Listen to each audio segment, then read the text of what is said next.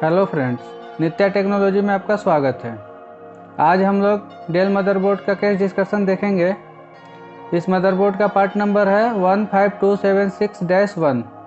इस मदरबोर्ड में प्रॉब्लम है कि सारी सप्लाइयाँ बन रही है, इसके बाद भी इसमें डिस्प्ले नहीं आ पा रहा है। तो ऐसा क्या मिसिंग है इसमें जिसके वजह से डिस्प्ले नहीं आ पा रहा है, इसको हम लोग स्टेप बाय स्टेप चेक करेंगे।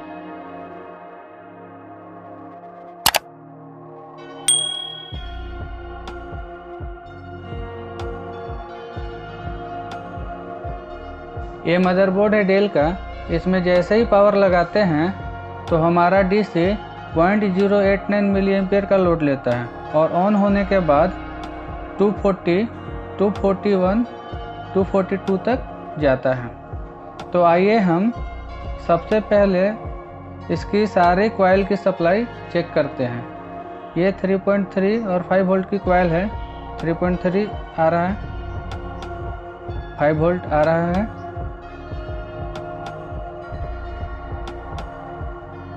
ये 1.8 वोल्ट आ रहा है। ये 0.99 वोल्ट, ये 847 वोल्ट, ये 971 वोल्ट। अब इसकी एक कॉइल इसकी बैक साइड भी है, उसको भी चेक कर लेते हैं। ये 1.36 वोल्ट।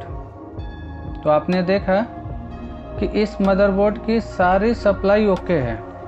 जब मदरबोर्ड में इस टाइप का कंडीशन है कि सारे कॉइल पर सप्लाई बन रही है, तो उसके बाद क्या करेंगे और कैसे फाइंड आउट करेंगे कि प्रॉब्लम क्या है। ज़्यादातर नए इंजीनियर्स इस जगह पर आकर रुक जाते हैं कि अब क्या करें। इस टाइप का प्रॉब्लम को देखकर घबराने की ज़रूरत नहीं है। जब सारे कॉइल पर सप्लाई बन रही है तो उसके बाद मदरबोर्ड पर जितने भी डीसी टू डीसी पासिंग के लिए मॉसफेट या आईसी लगी हुई है, सब की DC to DC passing check करेंगे।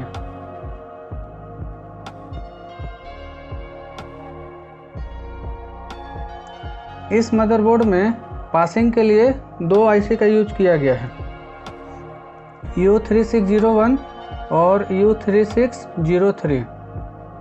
U3601 का पिन नंबर 1 और पिन नंबर 2 इनपुट 1 है। इसका इनपुट 1 5 वोल्ट अंडरस्कोर S5 से कनेक्टेड है। पिन नंबर 6 और पिन नंबर 7 इनपुट 2 है। इसका इनपुट 2 3.3 वोल्ट अंडरस्कोर S5 से कनेक्टेड है। इन दोनों सप्लाई के आने के बाद इसको पास करने के लिए, इसको स्विच करने के लिए इनेबल की ज़रूरत पड़ेगी। इसका इनेबल पिन नंबर 3 और पिन नंबर 5। जब पिन नंबर 3 और पिन नंबर 5 पे PM_SLP_S3 आएगा तो ये आईसी स्विच कर जाएगा, पास कर जाएगा। ये पास करने के बाद इनपुट 1 के अगेंस्ट में आउटपुट 1 निकालेगा 5 वोल्ट अंडरस्कोर S0। मतलब 5 वोल्ट अंडरस्कोर S5 को बदल करके 5 वोल्ट अंडरस्कोर S0 में कन्वर्ट कर देगा और 3.3 वोल्ट S5 के अगेंस्ट में, मतलब इनपुट 2 के अगेंस्ट में आउटपुट 2 निकालेगा। आउटपुट 2 3.3 वोल्ट अंडरस्कोर S0, तो 3.3 वोल्ट अंडरस्कोर S5 के अगेंस्ट में 3.3 वोल्ट अंडरस्कोर S0 निकालेगा। तो आइए हम लोग देखते हैं मदरबोर्ड पे क्या कंडीशन बनता है।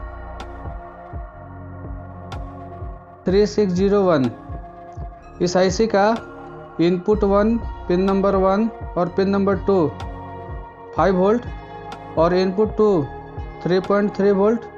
इस आईसी को पासिंग करने के लिए इसका इनेबल कमांड आएगा पिन नंबर 3 और पिन नंबर 5 पर। इसको चेक करते हैं। Pin number 5 3.3 volt. अब इसका आउटपुट से चेक करते हैं। आउटपुट 1 1.499 और आउटपुट 2 1.829।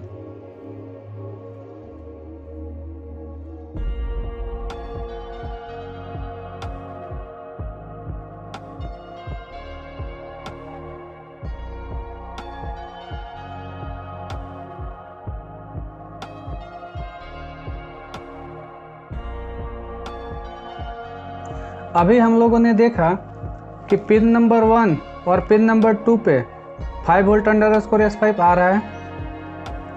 पिन नंबर 6 और पिन नंबर 7 पे 3.3 वोल्ट अंडरस्कोर S5 भी आ रहा है। और इसका इनेबल पिन नंबर 3 और पिन नंबर 5 पर PM_SLP_S3 आ रहा है, मतलब 3.3 वोल्ट इस पे भी आ रहा है।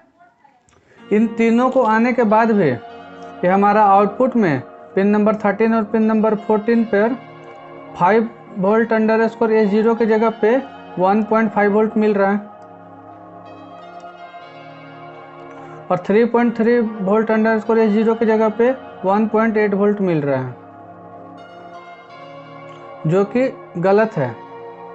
ये हमारा सप्लाई कम है। जब मदरबोर्ड पर इस टाइप का सिनेरियो बनता है तो इस केस में ये आईसी खराब निकलता है।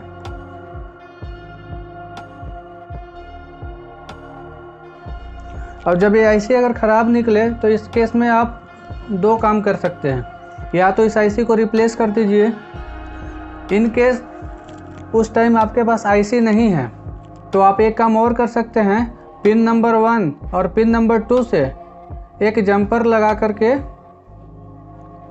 पिन नंबर 13 और पिन नंबर 14 को कनेक्ट कर दीजिए और पिन नंबर 6 और पिन नंबर 7 से एक जंपर लगा करके पिन नंबर 8 और पिन नंबर 9 को कनेक्ट कर दीजिए।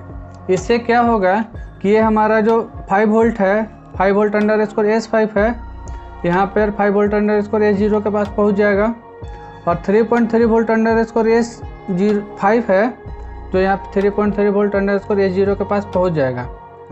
इससे हमारा मदरबोर्ड ऑन हो जाएगा। मदरबोर्ड ऑन होने के बाद इस आईसी को अगर आपके पास है तो लगाइए और अगर नहीं है तो अगर आप इसको नहीं भी लगाते हैं तो आपको कोई प्रॉब्लम नहीं आएगा, ये मदरबोर्ड चलेगा। अब इस आईसी को रिप्लेस करते हैं। इस आईसी को रिप्लेस करने के लिए इसका पुराना आईसी निकाल लिए।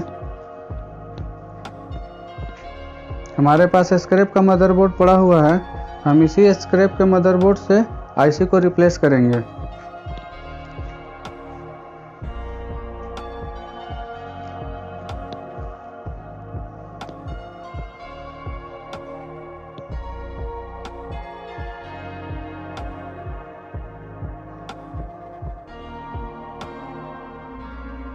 आईसी को लगाने के बाद इसको अच्छी तरीके से साफ़ कर देंगे ताकि इसमें फ्लक्स वगैरह ना रह जाए और बोर्ड गंदा ना दिखे।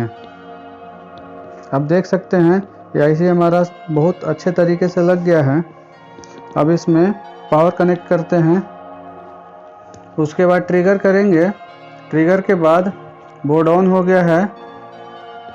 460 मिली एम्पियर का कंजप्शन ले रहा है और आप देख सकते हैं डिस्प्ले भी आ गया है।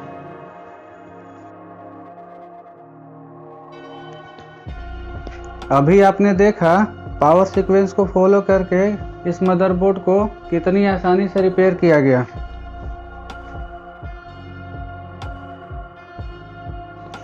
अगर आपके पास भी इस टाइप का प्रॉब्लम है तो आप भी पावर सीक्वेंस का फॉलो करिए, आप भी बहुत आसानी से मदरबोर्ड को रिपेयर कर पाएंगे।